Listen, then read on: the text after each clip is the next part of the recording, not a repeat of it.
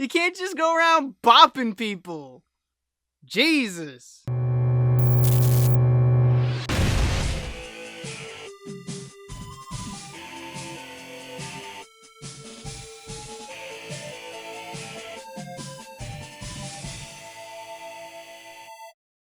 Yeah, Kirby! Everyone knows Kirby.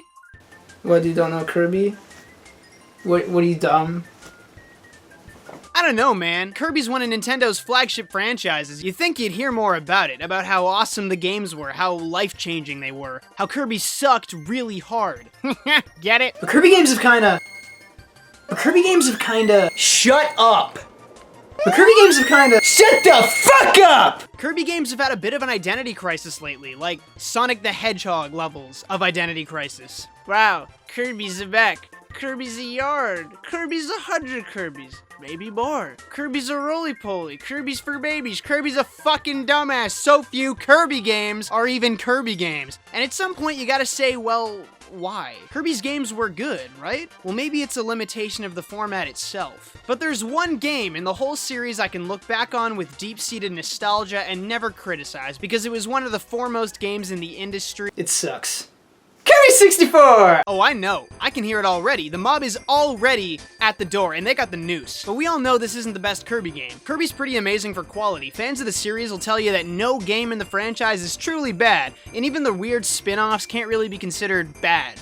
To most of them anyway. I'm not much of a Kirby fan, but I was at one point. I used to draw pictures of Kirby with new powers back in 5th grade. I loved how he could be and do basically anything. Spit fire, conjure electricity, chuck bombs at cute shit. Oh god! You get the picture. Kirby represents infinite possibilities. And Kirby 64 tried to innovate a little itself, but for being the only Kirby game on the N64, maybe it should have played it safe. We peer into a heart planet whose inhabitants have evolved into fairies on account of the constant earthquakes caused by their disgusting, pulsating homeworld. Then it gets a little foggy and everyone freaks the fuck out. This idiot rockets into space on a crystal. She gets blown up by kamikaze eyes and burns up in the atmosphere.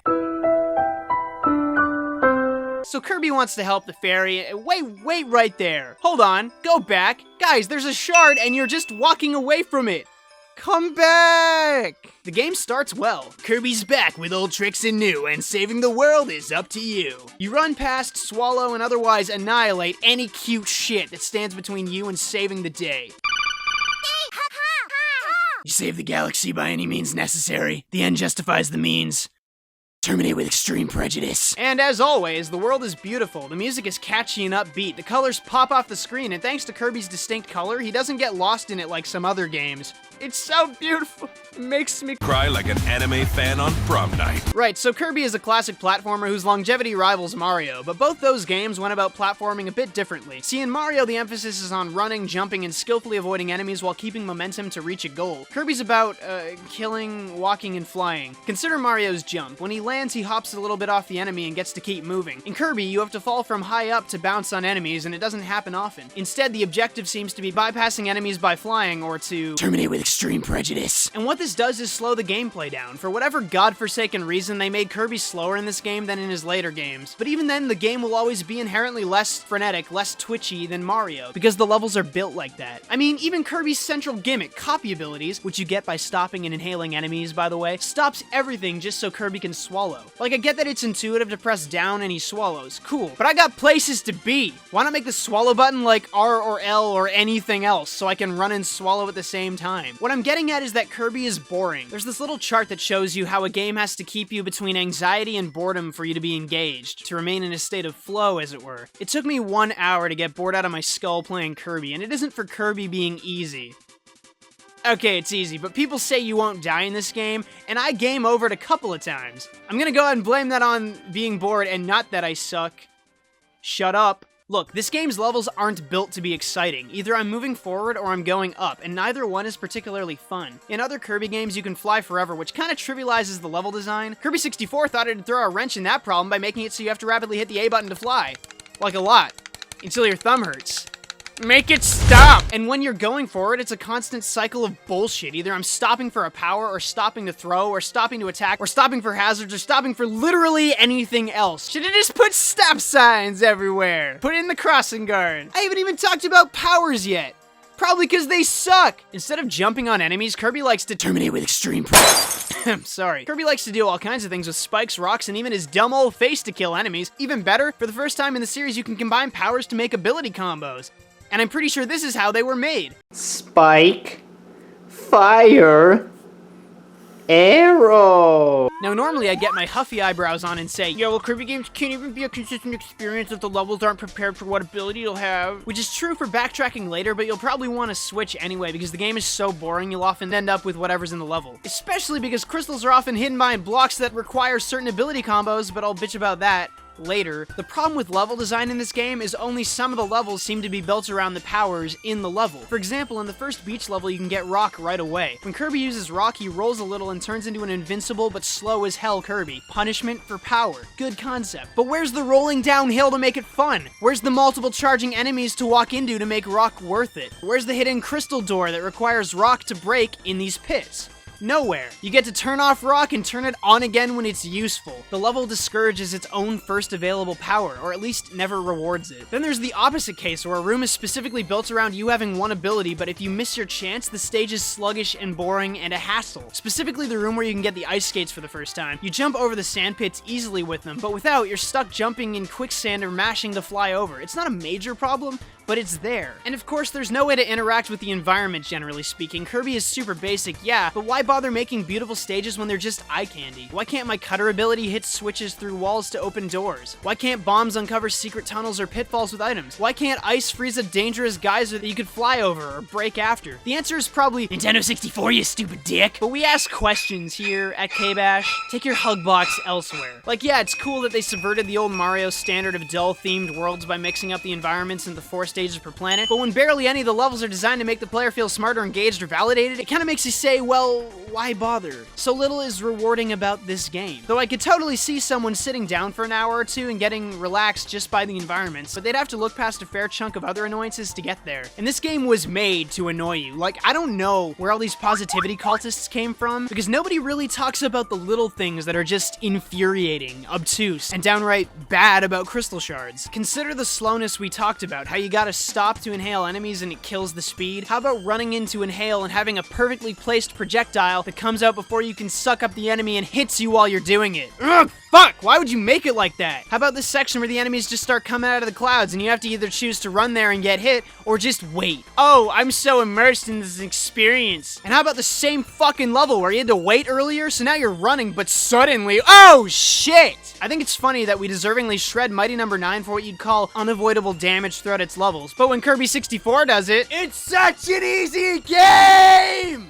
This game is so relaxing! And how about the crystals? It wouldn't be that bad if they were hidden well in levels so that they rewarded exploring the screen, like down between these pits, but they're never in those places, and instead a lot of them are hidden behind these walls, and the combinations to break the walls aren't always in the levels. So you have to backtrack all over the fucking galaxy because this game costs $60, and boy howdy do we need a way to pad out our game time. And you have to get the crystals if you want the good ending, which amounts to about 5 minutes of extra content. You break his innocence halo, then he gets an erection. Fuck this game. Regardless of that, the abilities themselves, the central game mechanic, are kinda... Where's a sound effect when I need one?